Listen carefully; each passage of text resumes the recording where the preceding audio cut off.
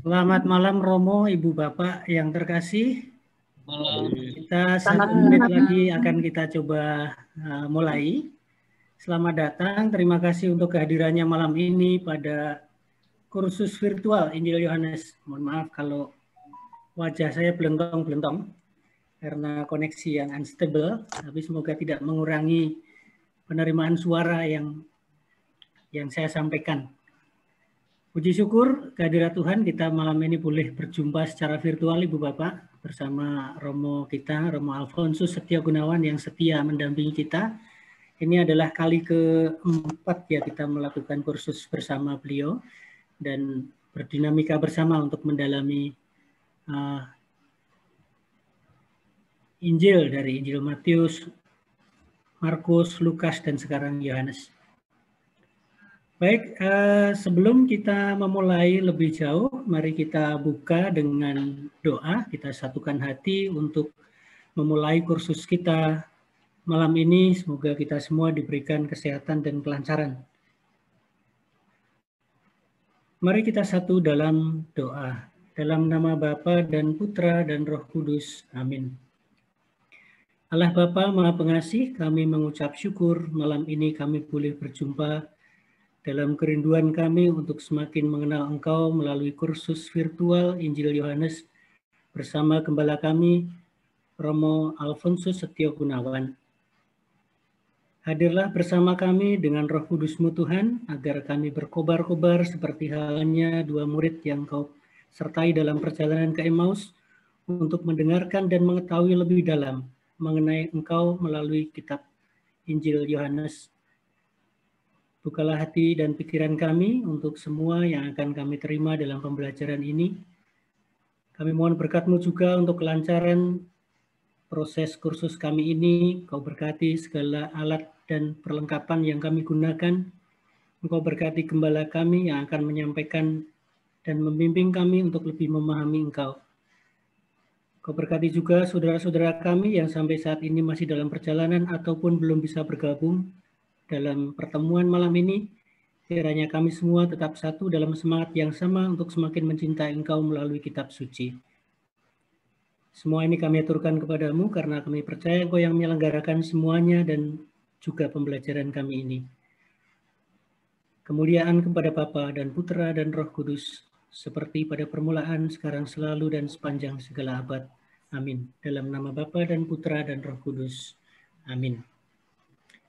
Baik, Romo, Ibu Bapak, sebelum memulai, izinkan saya menyampaikan beberapa hal yang perlu kita ketahui bersama sebelum dan selama kita menjalani kursus virtual Injil Yohanes ini. Mohon bantuannya, Pak Rintaka. Baik. Nah, Ibu Bapak, sebagaimana kita ketahui bersama, kita akan memulai kursus ini mulai malam ini, tanggal 12 April, selama 20 pertemuan setiap hari Senin jam 19.30 bersama Romo Alfonsus Setia Gunawan. Lanjut Pak Lintaka. Sebagai gambaran rundown kita adalah seperti yang terpampang dalam layar kita. Jam 19.15 biasa kita akan undang Ibu Bapak untuk masuk ke dalam room. Kemudian kita ada pembukaan sebentar oleh moderator yang nanti akan bergilir, kita gantian. Lalu waktu selanjutnya akan kita berikan sepenuhnya kepada gembala kita, Romo Gunawan, untuk menyampaikan pembelajaran bersama kita selama kurang lebih 90 menit. Kemudian ada tanya jawab selama 25 menit dan dilakukan penutupan. Lalu seperti biasa kita akan foto bersama dan sekiranya ada pengumuman akan kita sampaikan di paling ujung. Ini rundown kita, gambaran setiap pertemuan dan perjumpaan kita. Lanjut Pak Lintaka. Sebagai tata tertib kami sampaikan, yang pertama peserta akan diperkenankan mulai masuk pukul 19.15. Kemudian mohon dengan sangat untuk merename masing-masing dengan format nama panggilan /paroki. Kita malam ini tergabung dari begitu banyak paroki dan begitu banyak daerah antar keuskupan, bahkan antar negara kalau nggak salah. Nanti akan disampaikan oleh Ibu kita, Ibu Ketua KKS Paroki Pulau Gebang, Ibu Selvi, setelah saya sampaikan beberapa berikut. Kemudian sebelum pembelajaran dimulai, mic maupun video boleh on untuk saling sapa dan saling berjumpa untuk menyampaikan salam dan perjumpaan. Lalu selama sesi pembelajaran, kita harapkan mic-nya di-off-kan dan videonya boleh on atau off tergantung kondisi masing-masing ya mengenai sinyal dan seterusnya. Kemudian peserta wajib berpakaian rapi dalam posisi duduk supaya kita lebih fokus dan sepenuh hati kelihatan dalam pembelajaran kita. Kemudian juga wajib menyiapkan kitab suci dalam bentuk buku, bukan elektronik. Kita harapkan betul-betul Alkitab, bukan Alkitab ya Bapak Ibu ya. Ketika membuka kitab suci diharapkan video dalam keadaan on. Nanti kalau ada dinamika ditanyakan mengenai kitab suci, ada pertanyaan-pertanyaan langsung bisa kita on-kan. Kemudian pertanyaan tentang materi atau tentang kursus ini silahkan dituliskan di live chat dengan format tanya _2 pertanyaannya apa. Nanti kita akan rangkum lalu moderator akan menyampaikan pertanyaannya pada sesi tanya jawab kepada pembimbing kita Romo Alfonsus Setio Gunawan. Next, Pak Lintaka. Selama pembelajaran kita tidak ada kolekte, namun demikian kami membuka ungkapan syukur dan persembahan kasih dapat disalurkan melalui rekening Bank BCA nomor 093 303 3349 atas nama PGDP Santo Gabriel. Sebagai penanda mohon ditambahkan kode 21 di 2 digit angka terakhir. Seperti contoh yang sudah disampaikan di sini atau melalui QR code di sini yang ditampilkan. Next, Pak Lintaka. Cukup pengumuman di awal. Baik, selanjutnya Ibu Bapak sebelum kita memulai secara resmi, saya berikan waktu kepada Ibu kita, Ibu Ketua KKS Santo Gabriel Pulau Gebang untuk menyampaikan welcome speech. Kami persilahkan Ibu, monggo. No welcome speech lah Pak. Ya, selamat datang kepada Ibu Bapak semua peserta. Monggo Bu. Baik.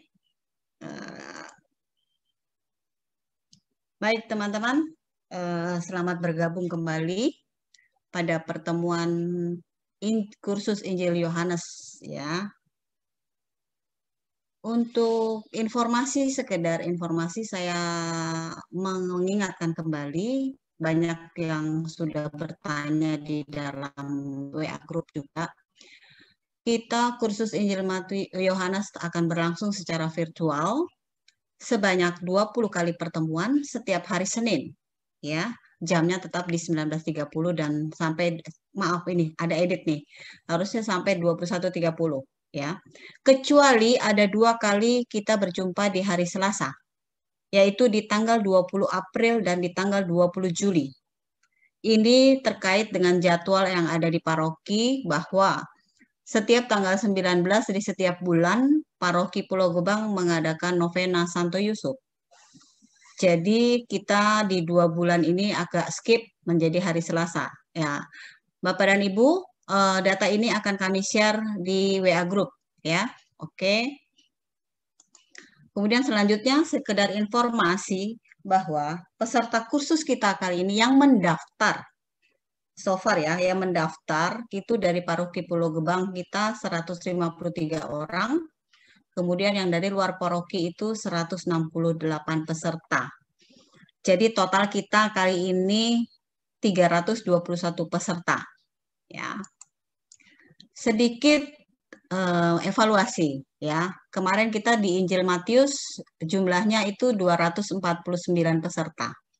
Jadi sepertinya ada peningkatan sebesar 28% menjadi 321 peserta. Tapi di samping itu sebenarnya ada penurunan. Jadi pesertanya itu biasanya kelihatannya menjadi lebih banyak peserta yang baru dibanding yang sudah pernah mengikuti Injil Matius.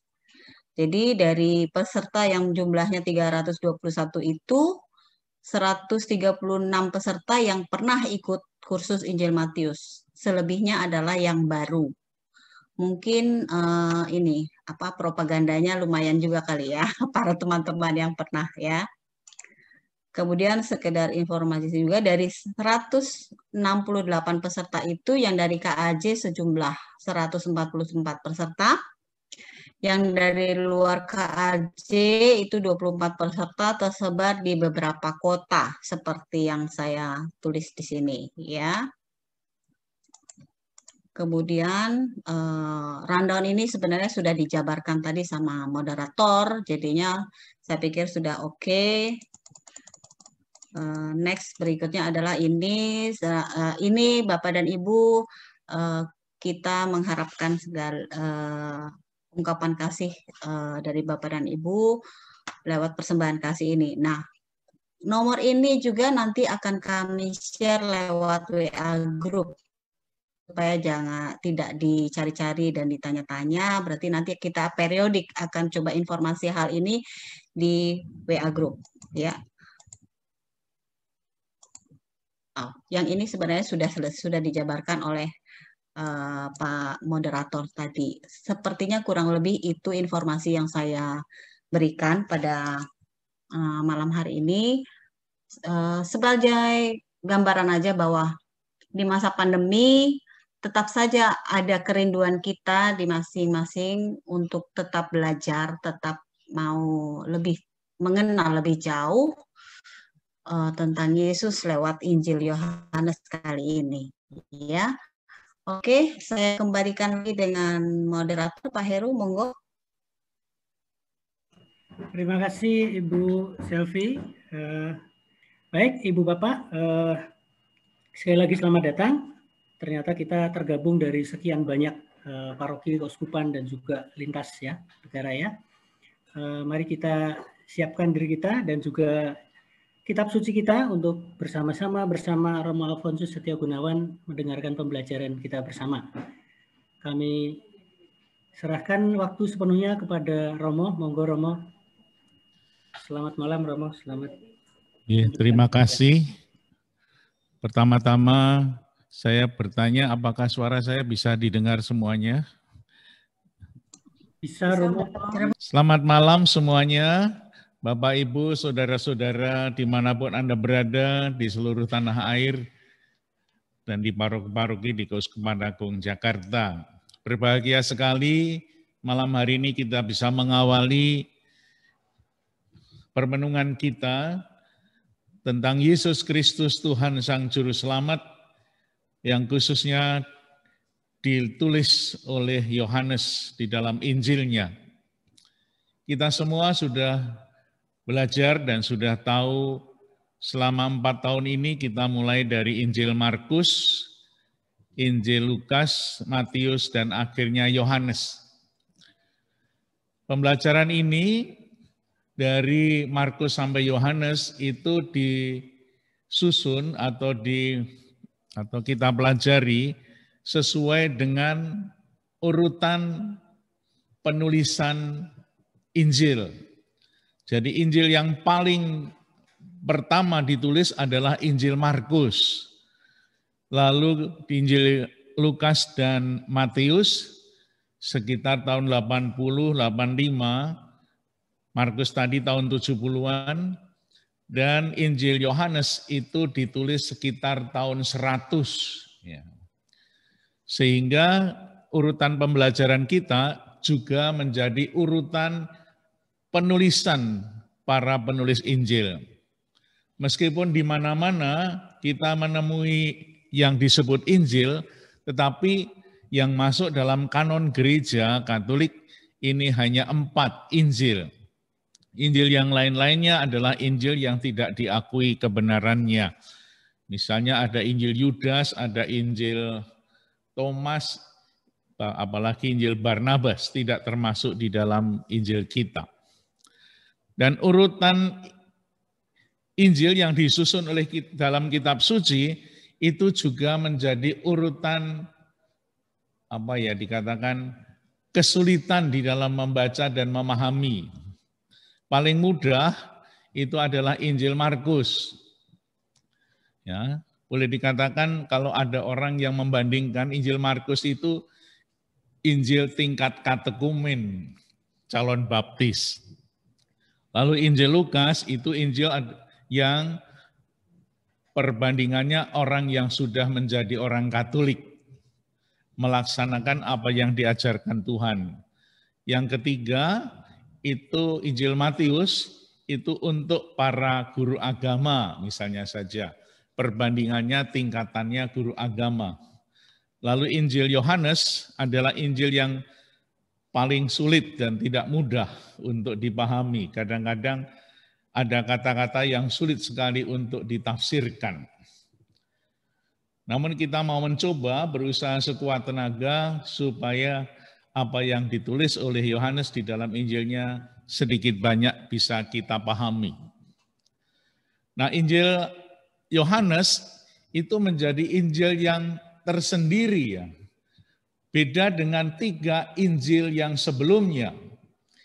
Injil Matius, Markus, Lukas itu disebut Injil sinoptik. Sin itu sama, optik pandangan. Jadi 3 penulis Injil itu kurang lebih sama. Injil pertama, Injil Markus, itu paling pendek, hanya 16 bab dan ceritanya pendek-pendek. Kemudian oleh Lukas dan Matius itu dibaca dan menjadi sumber penulisan Injil Matius dan Lukas. Ya. Matius dan Lukas juga mempunyai sumber sendiri dan mempunyai sumber yang bersama.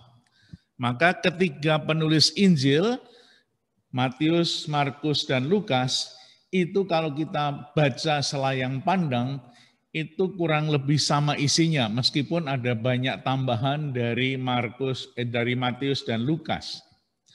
Maka ketiga penulis Injil ini menjadi kelompok tersendiri. Dan Injil Yohanes adalah Injil yang tersendiri. Tidak ada banyak hubungannya dengan ketika Injil sebelumnya. Maka kita tidak banyak bisa membaca kesamaan-kesamaannya. Dengan demikian Injil Yohanes, kalau kita baca, kita renungkan, itu berbeda dan sangat berbeda dengan Injil-Injil sebelumnya. Injil Yohanes terdiri dari 21 bab, ya, 21 bab. Kalau Injil Markus 16 bab, Injil Lukas 24 bab, Injil Matius 28 bab, Injil Yohanes 21 bab, tetapi panjang-panjang setiap bab. Injil Yohanes ini masih termasuk jenis sastra Injil, yang susunan garis besarnya itu sama dengan Injil-Injil sinoptik. Mulai dari Yesus yang dinyatakan sebagai Mesias, yang lahir, yang hadir di dunia oleh keturunan Roh Kudus, disusul dengan kisah karya dan sabdanya dari bab 1 sampai 12, lalu dilanjutkan dengan kisah sengsara, wafat, dan kebangkitan Yesus dari bab 13 sampai bab 20, lalu diakhiri dengan epilog bab 21. Meskipun yang diceritakan adalah Yesus yang sama, tetapi Yohanes melihat dari sudut yang berbeda, dari sudut pandang yang sangat berbeda. Kelihatannya Yesus sama-sama sengsara. Tetapi hampir semua yang ada di dalam Injil Yohanes itu tidak ada di dalam Injil-Injil sebelumnya. Kecuali satu cerita, bab 6, itu ada kisah tentang perbanyakan roti atau pergandaan roti. Ya. Yang lain-lainnya tidak ada di dalam Injil yang sebelumnya. Maka kalau kita belajar Injil Yohanes, kita akan melihat kisah-kisah yang baru yang tidak ada dalam ketiga Injil sebelumnya, meskipun kita sudah sering kali mendengar kisah-kisahnya. Sehingga kalau kita mempelajari Injil Yohanes, kita akan melihat kekasan Injil Yohanes yang berbeda dengan Injil-Injil sebelumnya. Lalu kisah sengsara yang ada dalam Injil Yohanes ternyata juga berbeda dengan kisah sengsara yang sebelumnya. Misalnya saja, salah satu contoh, ketika Yesus berada di kayu salib, di Injil Markus dan Matius, itu ditulis apa? Yesus berteriak, Eloi, Eloi lama sabatani. Dalam Injil Lukas, ke dalam tanganmu kuserahkan nyawaku. Tetapi Injil Yohanes tidak menulis itu. Ketika Yesus menyerahkan nyawa, Yesus hanya mengatakan apa? Selesailah sudah. Seperti dalam nyanyian, selesailah sudah. Dan itu juga tidak ada di dalam Injil-Injil yang lain. Sehingga dari beberapa contoh tadi kita bisa melihat bahwa Injil Yohanes ingin menampilkan Yesus secara khusus. Ingin menampilkan Yesus dalam sudut pandangan apa? Lebih dalam pandangan kealahannya. Kalau tiga penulis Injil, Matius, Markus, Lukas, lebih menyoroti kemanusiaan Yesus, ya, tetapi Injil Yohanes selain kemanusiaan Yesus juga ditulis tentang relasi Yesus dengan Bapa yang begitu banyak dan selalu ada kata-kata aku dan Bapa adalah satu. Meskipun di dalam Injil sebelumnya juga ada, tetapi tidak sebanyak yang ditulis dalam Injil Yohanes. Ya. Di dalam kisah Matius dan Lukas diceritakan tentang kelahiran Yesus di Bethlehem. Tetapi dalam Injil Yohanes tidak ada kisah kelahiran, kisah Yesus dibaptis di Sungai Yordan, enggak ada. Ya. Tetapi Injil Yohanes menyoroti eksistensi terdalam dari pribadi Yesus. Yesus itu dari mana? Dia berasal, dia keluar dari Bapa dan menjadi manusia. Nah, itulah beberapa perbedaan. Lagi ada perbedaan bahwa kalau kita melihat peta, mungkin Pak Paul bisa sedikit menampilkan peta juga, peta Israel. Injil sinoptik, 3 Injil sebelumnya, itu menceritakan Yesus yang berjalan dari Galilea ke Yudea. Ya, dari utara ke selatan dalam satu perjalanan. Sehingga dalam Injil sinoptik, Yesus digambarkan ke Yerusalem itu hanya satu kali. Ya. Kita melihat peta di sana, itu ada di atas. Di atas itu adalah Danau Galilea yang kecil. Di situ ada kota. Dekat di situ ada kota Nazaret, Kapernaum, Betsaida, Kana, lalu ada lain-lain lagi. Lalu di bawah, di selatan itu ada kota Yerusalem, tempat Yesus nanti menderita sengsara, wafat, dan dimakamkan dan bangkit. Nah, kalau 3 penulis Injil yang pertama, itu Yesus hanya satu kali berjalan dari Nazaret menuju ke Yerusalem. Meskipun ada kisah dalam Injil Matius, Yesus lahir di Bethlehem, lalu baru pergi ke Nazaret. Tapi dalam Injil Yohanes, Yesus itu bolak-balik. Paling enggak 3 kali Yesus Paskahan di Yerusalem. Ya, kita nanti akan melihat bab 2, Yesus misalnya merubah air menjadi anggur. Itu ada di Kana, di utara. Lalu tiba-tiba Yesus pergi ke Yerusalem. Yesus ngobrak-abrik bait Allah. Baru sesudah itu Yesus pergi ke Kana lagi, Yesus pergi ke sana lagi, kemudian balik ke selatan lagi. Jadi bolak-balik Yesus. Yesus kurang-kurangnya 3 kali merayakan Paskah di Yerusalem. Kita nanti akan melihat detailnya. Nah, perbedaan apalagi yang ada di dalam Injil Yohanes? Injil Yohanes boleh dikatakan sebagai Injil rohani. Injil yang menampilkan permenungan-permenungan yang sangat mendalam. Kalau di dalam Injil Matius, Markus, dan Lukas, kisah-kisah yang diceritakan atau bahan-bahan yang diceritakan oleh Matius, Markus, Lukas memberi kesan cerita-cerita pendek yang lugas, sedangkan Yohanes senang dengan gaya bercerita panjang-panjang. Contohnya yang paling jelas yang tadi saya katakan, di dalam Injil Sinoptik ada cerita misalnya 5 roti dan 2 ikan, itu diceritakan.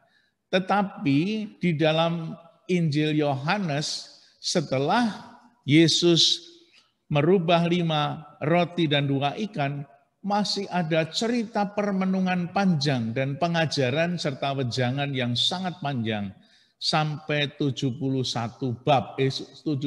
ayat dalam satu bab. Dan ini menjadi sebuah permenungan rohani. Maka boleh dikatakan Injil Yohanes adalah Injil yang banyak permenungannya, wejangannya, pengajarannya luar biasa. Nanti kalau kita melihat menjelang sengsara yang kita rayakan sebagai Kamis Putih, selama semalam itu Yesus mengajak para murid untuk merenungkan peristiwa-peristiwa hidup dan pengajaran-pengajaran yang baru. Hanya semalam itu ditulis dalam Injil Yohanes bab 13, 14, 15, 16, 17. Itu semalam, Kamis malam menjelang Yesus wafat. Maka di sana kita akan nanti banyak melihat, banyak merenungkan ajaran-ajaran Yesus. Sehingga tidak seperti dalam Injil 3 Injil sebelumnya, banyak informasi yang lugas-lugas, cerita-cerita pendek tentang mukjizat, tentang pengajaran, tentang ini. Tetapi Injil Yohanes itu satu kisah kecil dibahas sampai mendalam sekali. Itulah yang kadang-kadang menjadi sebuah kesulitan di dalam merenungkan Injil Yohanes. Moga-moga nanti tidak terlalu sulit, kita mencoba yang mudah-mudah saja. Ya. Bagaimana Yohanes memberikan kesaksian bahwa jemaat Yohanes telah dibawa oleh Roh masuk ke dalam seluruh kebenaran. Itulah yang mau dikatakan dalam Injil. Siapa penulisnya di dalam Injil Yohanes? Banyak perdebatan yang terjadi. Tetapi sekarang ini banyak orang menyimpulkan bahwa Yohaneslah murid Yesus yang paling muda itu yang menulis Injil. Ditulis di Efesus tahun 100-an. Tetapi kadang-kadang menjadi aneh. Kalau kita membaca keseluruhan dalam Injil dari bab 1 sampai 21, itu tidak ada kata Yohanes. Kecuali Yohanes Pembaptis ya. Artinya Yohanes murid Yesus tidak menyebut diri di sana. Tetapi menyebut diri sebagai murid yang dikasihinya. Menjadi aneh kadang-kadang kok dia sendiri menyebut diri murid yang dikasihinya. Rasanya sebagai orang timur menyombongkan diri sebagai orang yang paling dikasihinya itu tidak pas ya, tidak layak. Kalau orang lain yang mengatakan boleh. Dari perdebatan itu rupa-rupanya ada orang yang mengatakan begini. Pada tahun 100 di Efesus, ketika itu Yohanes juga sudah menjadi tua, Yesus punya murid banyak. Ya, yang mendengarkan. Salah satu murid yang langsung menjadi murid Yohanes sehingga dapat mendengarkan kesaksian dari Yohanes sendiri adalah Polikarpus. Ya. Bukan Pak Polikarpus yang di lingkungan ya, tetapi Polikarpus adalah murid Yohanes langsung. Sehingga dia bisa memberikan kesaksian dan banyak menulis bagaimana dia mendengarkan suara-suara kesaksian dari Yohanes murid Yesus yang langsung berjumpa dengan Yesus. Sehingga rupa-rupanya begini. Ketika Yohanes di Efesus mempunyai teman-teman yang mendengarkan, boleh dikatakan ada sekolahnya Yohanes gitu ya. Itu kemungkinan besar adalah orang-orang murid-murid Yesus itu yang kemudian menuliskan apa yang diceritakan oleh Yohanes sendiri. Ya. Sehingga dia mengatakan, yang mengatakan murid yang dikasihi adalah penulisnya orang-orang lain. Dan itulah yang kemudian juga dikatakan karena sumbernya betul-betul adalah Yohanes, murid Yesus, maka ini kemudian diberi judul Injil Yohanes. Nah, apa yang mau dikatakan oleh Yohanes kepada murid-muridnya dan kepada kita semua, yakni bahwa tujuan dari penulisan Injil Yohanes itu ada di dalam penutup Injil Yohanes, bab 20 ayat 31. Dia mengatakan apa? Ya. Semua yang tercantum di sini telah dicatat supaya kamu percaya. Ya, kamu itu juga murid Yesus dan juga kita semua. Kita semua diajak untuk menjadi percaya. Dan itu nanti yang akan sangat dominan di dalam Injil Yohanes. Yakni Yesus mengharapkan supaya kita menjadi percaya kepada Yesus Sang Mesias, Anak Allah, dan supaya kamu oleh imanmu memperoleh hidup di dalam namanya. Itulah maksud penulisan Injil Yohanes yang kemudian menjadi penutup dari Injil Yohanes. Dan juga ada tulisan dari surat Yohanes yang pertama juga dikatakan, semua itu kutuliskan kepada kamu supaya kamu yang percaya kepada nama Anak Allah tahu bahwa kamu memiliki hidup yang kekal, kurang lebih sama. Jadi Bapak Ibu sekalian, kita semua mempelajari Injil Yohanes bukan hanya pengen tahu apa isi Injil Yohanes, tetapi tujuannya yang mulia ada di layar yang warna merah, supaya kamu menjadi percaya. Maka nanti di dalam kisah-kisah selanjutnya ada orang yang tidak percaya, ada murid yang mengundurkan diri karena tidak percaya, tetapi Petrus dan kawan-kawannya tidak pergi dan dia percaya kepada siapa lagi Tuhan saya harus pergi. Ya, karena Engkau adalah sumber kehidupan yang kekal.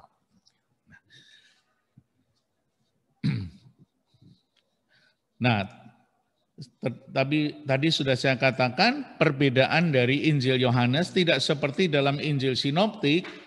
Kisah perjalanan Yesus dari Galilea itu yang di utara, ke Yudea, Yerusalem, itu tidak hanya satu kali, tetapi Yesus mondar-mandir ke atas, ke bawah. Nanti kita akan melihat di dalam ayat-ayat yang kita akan renungkan. Jadi Injil Yohanes adalah Injil permenungan. Kita diajak untuk rekoleksi ya selama 20 kali pertemuan merenungkan pengajaran dan wejangan-wejangan Yesus yang disampaikan misalnya kepada Nikodemus. Ya. Cerita Nikodemus itu hanya dalam Injil Yohanes. Cerita kepada orang Samaria, ya. Cerita kepada orang Farisi dan orang Saduki ketika melihat ada orang buta yang disembuhkan dan lain sebagainya. Nah, Injil Yohanes ini ditujukan kepada siapa? Injil Yohanes ditulis dan ditujukan untuk orang-orang Kristiani yang berasal dari kalangan orang Yahudi untuk meneguhkan iman mereka di tengah krisis yang mereka hadapi. Ya. Kita lihat tadi Injil Yohanes itu ditulis tahun 100. Apa yang terjadi selama Yesus ada di dunia dan selama Yesus sudah naik ke surga, para murid Yesus menebarkan Injil kepada semua orang. Dan rupa-rupanya ada banyak orang yang terpikat dengan pewartaan dan terpikat dan percaya kepada Yesus yang pertama-tama diwartakan oleh Petrus dan kawan-kawannya di Yerusalem, sehingga banyak orang-orang yang tadinya beragama Yahudi ketika mendengar pewartaan tentang Yesus Sang Juru Selamat yang bangkit dari kematian, mereka menjadi Kristen. Ya, mereka percaya kepada Yesus. Dan kita lihat dalam Kisah Rasul bab 11 ayat 26 dikatakan di sana, pewartaan Injil itu tidak hanya berada di Yerusalem, bahkan karena mereka teraniaya di Yerusalem, mereka kemudian pindah ke Samaria, dan gereja pertama yang dibangun, artinya bukan gereja gedung ya, komunitas pertama yang dipakai sebagai tempat untuk gereja misi adalah di Antiokhia, di Syria sekarang. Disitulah orang Kristiani menamakan diri, pengikut Yesus menamakan diri sebagai orang Kristiani. Disitulah pertama kalinya mereka menyebut dirinya Kristen. Ya. Nah, dalam perjalanan selama bertahun-tahun sampai pada penulisan Injil Yohanes, itu orang-orang Kristen yang percaya, orang-orang Katolik yang percaya kepada Yesus banyak menghadapi tantangan dan cobaan, dianiaya oleh orang-orang Yahudi. Salah satu contohnya Yakobus, anak Zebedeus, yang adiknya namanya Yohanes penulis Injil ini, itu dibunuh tahun 44, ya, 14 tahun setelah Yesus naik ke surga, dianiaya dan dibunuh, termasuk Stefanus juga begitu. Maka karena Yerusalem, tempat di mana Yesus wafat dan bangkit, menjadi tempat yang cukup rawan untuk pewartaan, maka para murid kemudian pindah dari Yerusalem ke tempat yang lain. Yang pertama untuk misi gereja pertama adalah di Antiokhia. Kemudian Petrus pergi ke Roma. Di sana nanti ketemu Paulus. Nah, selama itu sampai tahun 100, Yohanes masih mengalami sebuah penganiayaan yang luar biasa. Penganiayaan untuk orang-orang Kristiani. Yohanes sendiri mengalami yang sama. Yohanes penulis Injil ini pernah zaman Kaisar Domitianus dari Roma itu dianiaya. Dianiaya seperti apa? Dia dimasukkan ke dalam tempat yang ada minyak yang mendidih. Gitu. Itulah penganiayaan yang dialami oleh Yohanes penulis Injil ini. Tetapi ada mukjizat, Yohanes tidak mati ketika digoreng itu. Dan dia kemudian dibuang ke Pulau Patmos. Dan di sanalah Yohanes tahun 90 menulis kitab Wahyu. Dan sesudah itu Yohanes pindah ke Efesus, di mana bersama teman-temannya menulis Injil Yohanes. Sehingga pada saat itu orang-orang Kristiani yang percaya kepada Kristus itu menghadapi ujian iman yang luar biasa. Sehingga terjadi krisis ya, karena tekanan, karena penganiayaan, maka orang-orang zaman Yohanes itu juga masih merasakan penganiayaan yang luar biasa. Oleh karena itu, Injil Yohanes yang nanti kalau kita belajar kitab Wahyu, itu juga tujuannya kurang lebih sama. Ya. Yakni supaya umat Kristiani yang sedang merasakan krisis iman karena penganiayaan, iman yang sudah dipegang oleh jemaat Kristen, bukan untuk mempertobatkan orang supaya masuk Kristen, tetapi tujuannya adalah untuk memperkuat iman orang-orang Kristiani dan kita semua, umat Katolik zaman sekarang ini, agar tetap setia dalam situasi krisis dan konflik, bahkan penganiayaan, apapun risikonya. Ya. Dan itulah tujuan Injil Yohanes. Mungkin kalau kita semua sekarang ini sedang dalam krisis karena ada pandemi, karena dengan pandemi maka banyak orang tidak bisa ke gereja.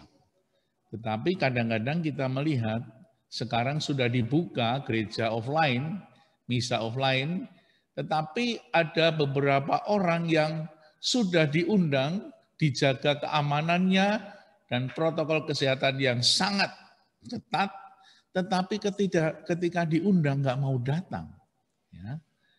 Jangan-jangan ini menjadi sebuah krisis iman kita. Bahkan ada yang melarikan diri. Kalau pergi ke mall tidak takut, pergi jajan di luar nggak takut, tapi ke gereja nggak mau datang. Jangan-jangan ini juga merupakan krisis seperti yang dialami oleh orang-orang Kristiani pada zaman Yohanes. Itulah kurang lebih latar belakang dan maksud dari Injil Yohanes ditulis. Ya. Jadi kita akan melihat nanti dalam contoh-contohnya bagaimana orang-orang itu mempunyai krisis iman. Misalnya Nikodemus itu kan juga berguru kepada Yesus malam-malam. Yusuf Arimatea yang ikut mengubur Yesus, itu juga murid Yesus yang diam-diam nggak berani terus terang. Nanti akan kelihatan di sana. Misalnya ada orang yang mengaku diri percaya kepada Kristus tidak pernah berani terus terang. Karena apa? Dalam Injil Yohanes nanti kelihatan siapapun yang mengaku Yesus sebagai Mesias akan dikucilkan. Ya. Itu terjadi pada hari-hari Sabat yang sangat diajarkan oleh orang Yahudi secara ketat sekali. Nah, itulah pengantar yang pertama. Moga-moga menjadi jelas, nanti kalau tidak jelas nanti boleh ditanyakan. Nah, sekarang kita melihat susunan Injil Yohanes. Injil Yohanes terdiri dari 21 bab. Nah, ini mungkin nanti pasti dihafal. 21 bab itu terdiri dari 4 bagian. Ya. Bagian pertama disebut prolog. Pengantar Injil Yohanes itu bab 1. Bab 1 ayat 1 sampai 18. Lalu bagian yang kedua itu disebut kitab tanda. Kitab tanda itu mulai bab 1 ayat 19 sampai bab 12 ayat 50. Lalu bagian yang ketiga itu disebut kitab kemuliaan. Dari bab 13 sampai bab 20 ayat 31. Maka Injil Yohanes ditutup pada bab 20 ayat 31. Tapi masih ada tambahan 1 bab lagi, bab 21, yang disebut sebagai epilog atau kesimpulan. Jadi ada pembukaan, ada penutupan, dan ada isinya, itu kitab tanda dan kitab kemuliaan. Itulah isi dari Injil Yohanes. Nah, prolog itu isinya apa? Sebagaimana dalam Injil Sinoptik, kisah pelayanan publik Yesus dipersiapkan oleh penginjil dengan mengisahkan pelayanan Yohanes yang dalam Injil Sinoptik sebagai Yohanes Pembaptis. Di sana dikisahkan juga 4 murid yang memperoleh kesaksian tentang Yesus dan datang untuk mengikutinya. Nah, sekarang kita lihat kitab tanda-tanda, yaitu bab 2 sampai bab 12. Ini namanya kitab tanda. Bagian pertama Injil Yohanes sesudah prolog memuat tindakan dan pengajaran Yesus yang ditunjukkan kepada banyak orang. Tindakan dan pengajarannya memunculkan krisis di antara mereka. Dari mereka yang sebagian mereka percaya, sebagian mereka juga menolak. Ya. Bagian ini memuat 7 tanda yang dikerjakan oleh Yesus yang kemudian diikuti oleh pengajarannya dalam setiap tanda. Apa itu 7 tanda itu? Ini ada daftar 7 tanda dari bab 2 sampai bab 12. Tanda yang pertama adalah ketika Yesus mengubah air menjadi anggur di Kana. Itu bab 2 ayat 1 sampai 11. Kisah-kisah ini hanya ada di dalam Injil Yohanes. Kisah Kana, Yesus merubah air menjadi anggur, hanya kita temukan di Injil Yohanes bab 2 ayat 1 sampai 13. Tanda yang kedua, maka seringkali kita mengatakan ada mukjizat pertama di Kana. Injil Yohanes seringkali mengatakan bahwa mukjizat itu bukan hanya sekedar perubahan, tetapi ini menjadi tanda. Ya, jadi ada kekasan dalam Injil Yohanes kata tanda dan nanti ada kata saat. Ya. Tanda pertama adalah Yesus merubah air menjadi anggur di Kana. Yang kedua juga terjadi di Kana. Itu penyembuhan anak pegawai istana. Itu bab 4. Ayat 46 sampai 54. Dua-duanya terjadi di Kana. Ya.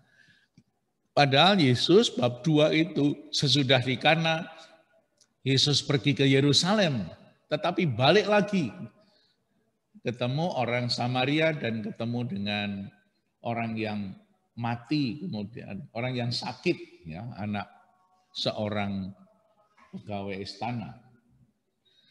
Tanda yang ketiga adalah bab 5, penyembuhan orang lumpuh di kolam Bethesda. Ini juga hanya ada dalam Injil Yohanes. Ya.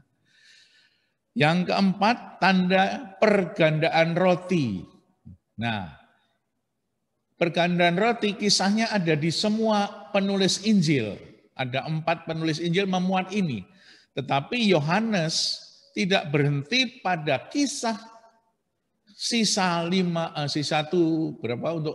orang, sisa 12 bakul. Kalau dalam Injil yang lain berhenti di situ, tetapi Yohanes masih melanjutkan makna dari roti hidup. Akulah roti hidup yang turun dari surga. Barang siapa makan roti ini akan hidup selamanya. Itu hanya ada dalam Injil Yohanes. Tanda kelima adalah Yesus berjalan di atas air. Ya, ini juga ditulis di dalam Markus dan Matius. Yohanes juga menulis, tetapi ada pesan yang sedikit berbeda. Tanda yang keenam adalah penyembuhan orang buta. Ada orang buta disembuhkan pada hari Sabat, dan ini menimbulkan sebuah kontroversial di antara orang-orang Yahudi atau yang seringkali disebut para pemimpin agama Yahudi.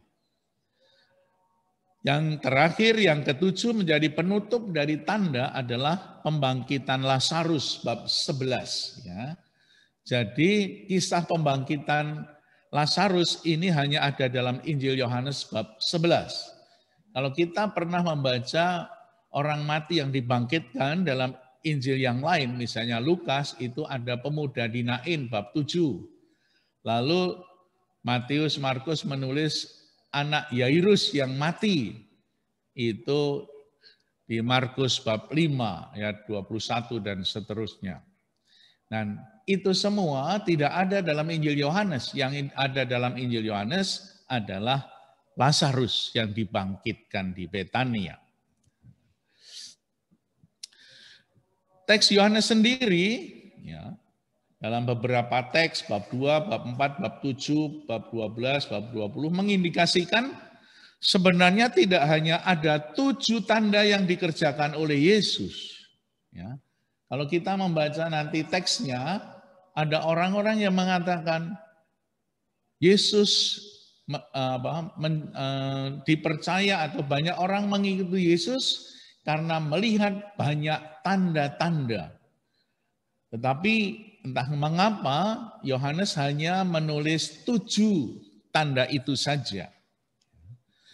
Angka 7 memang di dalam Injil Sinoptik seringkali mendapatkan makna yang lebih dalam. Tetapi Yohanes rupa-rupanya tidak terlalu tertarik dengan angka 7, meskipun juga ada beberapa angka 7 yang ada di dalam Injil Yohanes.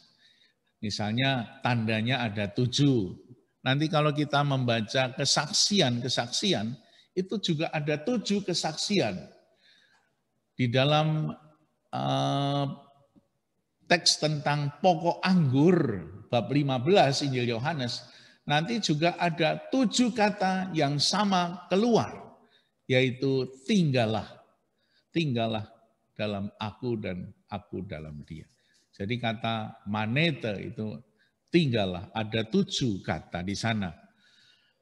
Lalu ketika Yesus diadili oleh Pilatus dan juga sebelumnya, itu ada 7 babak, ya 7 babak yang dilakukan oleh Pilatus ketika mengadili Yesus. Ketika Yesus diadili ada 7 babak yang ada di sana. Keluar masuk, nanti kita akan jelaskan pada saatnya. Lalu di bab 21 itu murid-murid Yesus yang menjala ikan di Tiberias itu juga 7 murid. Dan lain sebagainya. Nah, itulah kata 7 meskipun Yohanes tidak berminat dengan angka itu, yang seringkali di dalam Injil yang lain menjadi simbolisasi, tapi di dalam Injil Yohanes tidak terlalu mendapat perhatian. Lalu secara garis besar juga apa yang mau kita pelajari ada di sana. Misalnya bab 1 tentang prolog. Lalu sesudahnya ada bagian yang mengisahkan hari-hari pertama yang mengawali pelayanan Yesus, dan di situ ditampilkan pelayanan Yesus dan kesaksian awal Yohanes Pembaptis bersama murid-murid yang pertama. Panggilan para murid tidak seperti ada dalam Injil Sinoptik, tetapi ada sesuatu yang dipandang berbeda.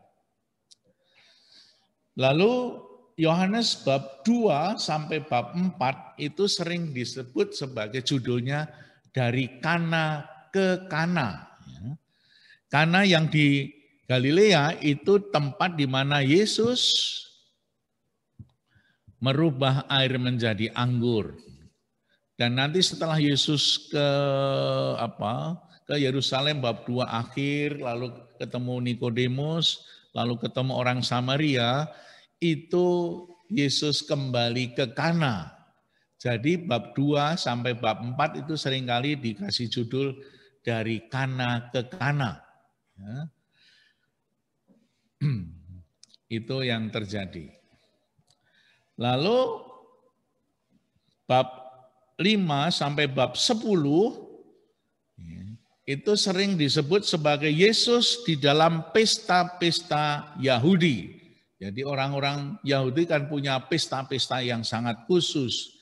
Misalnya pesta ada Sabat, ada Paskah, Pondok Daun, penyucian Bait Allah, itu nanti akan tergambar di dalam kisah-kisah dari bab 2 sampai bab 12.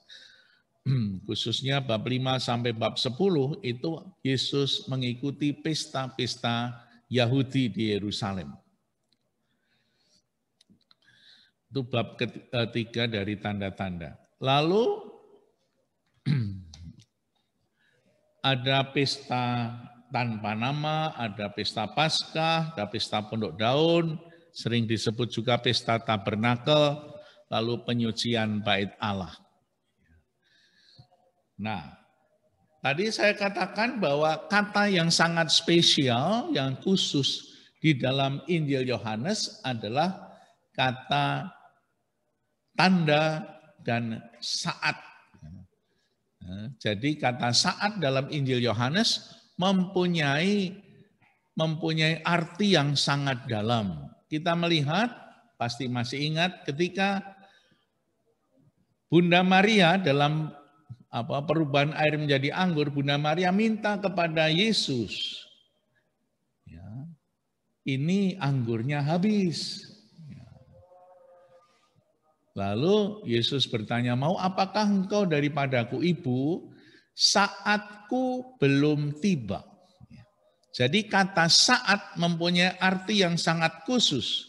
Apa itu saat itu? Saat adalah saat Yesus wafat, saat Yesus ditinggikan dan dimuliakan.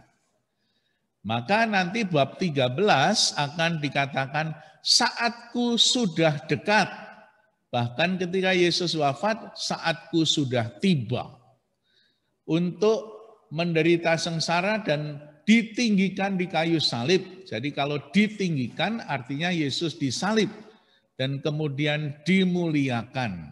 Inilah kekasan dari Injil Yohanes.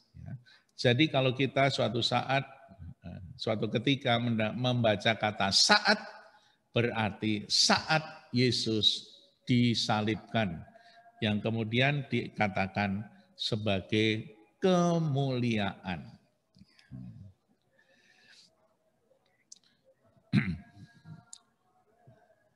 Itu memasuki bab tadi, bab tanda itu mulai bab 1 sampai bab 12.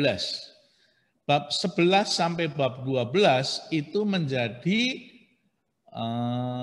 pembicaraan tentang peralihan dari tanda menjadi kemuliaan. Kitab tanda menjadi kitab kemuliaan itu ada di dalam bab 11 dan 12. Itu boleh dikatakan transisi. Lalu baru masuk di dalam kitab kemuliaan itu bab 13. Di sana ada perjamuan terakhir. Ya. Jadi kalau perjamuan terakhir itu kelihatannya makan saja, tetapi ternyata sesudah makan, Yesus kemudian mencuci kaki para murid, kemudian mengajarkan tentang jalan kebenaran dan hidup, perintah yang baru. Kemudian Yesus mengajak untuk bertekun dalam doa. Bab 17, Yesus mendoakan para murid dan mendoakan semua orang yang mendengarkan pengajaran pewartaan para murid nantinya. Baru mulai bab 18, Yesus masuk di dalam penderitaannya. Ya, ditangkap, kemudian dibawa ke Hanas, Kayafas sebentar, lalu baru diadili oleh Pilatus. Itulah bab 18. Bab 19 juga seterusnya, Yesus pagi hari diadili oleh Pilatus dan akhirnya disalibkan pada bab 19 akhir. Nah, pada bab 20 diceritakan Yesus bangkit dari kematian. Bagaimana Yesus menampakkan diri kepada para murid, kemarin kita baca dalam misa hari Minggu, Thomas yang tidak percaya kepada Yesus. Sebelum aku mencucukkan jariku ke dalam bekas paku dan tanganku ke dalam bekas lambungnya, sekali-sekali aku tidak percaya. Dan itulah kisah Injil Yohanes. Dan kemudian ditutup seperti tadi saya katakan bab 20 ayat 31, supaya kamu menjadi percaya. Lalu bab 21 yang terakhir itu menjadi penutup dari Injil Yohanes. Bagaimana Yesus menampakkan diri kepada para murid di Danau Tiberias dan mengutus para murid, gembalakanlah domba-dombaku.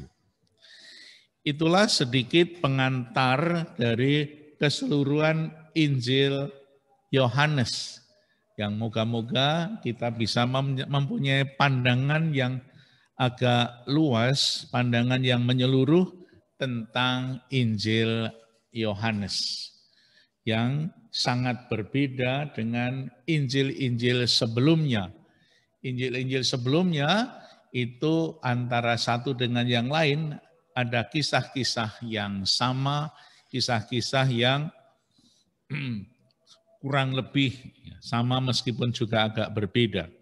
Namun Injil Yohanes, hampir semua Injil Yohanes itu tersendiri, tidak ada kesamaannya dengan Injil-Injil sebelumnya. Mungkin itu saja pengantar untuk memasuki Injil Yohanes. Sebelum kita memasuki topik yang pertama untuk pertemuan berikut, yaitu tentang prolog.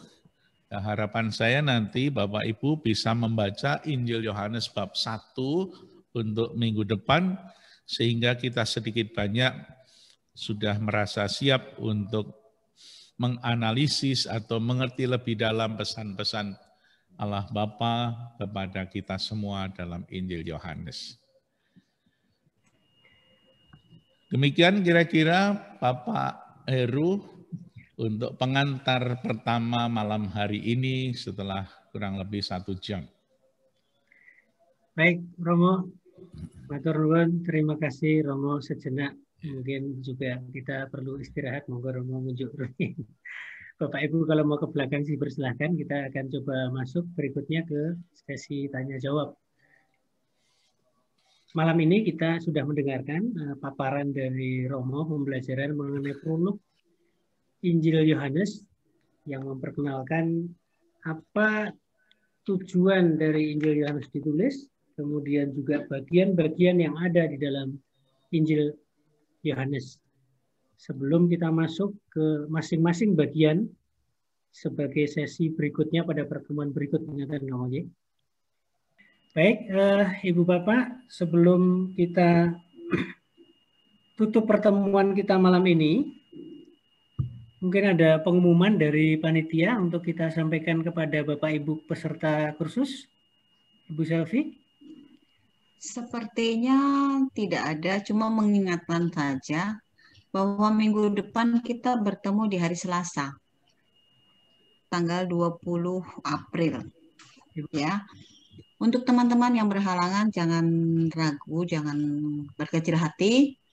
Nanti akan ada rekamannya, nanti bisa kita share nanti di WA Group, ya. Oke. Kemudian jangan lupa juga nih, Pak Moderator, sesi foto juga harus ada. Ya, habis ini kita akan doa, kemudian kita berfoto bersama. Oke. Pengumumannya itu saja, Pak. Mungkin untuk PR ya, dibaca, dipersiapkan Injil Yohanes bab 1. Oke. Nanti akan di-share di WA Group, Mo. Oke. Cukup, Ibu?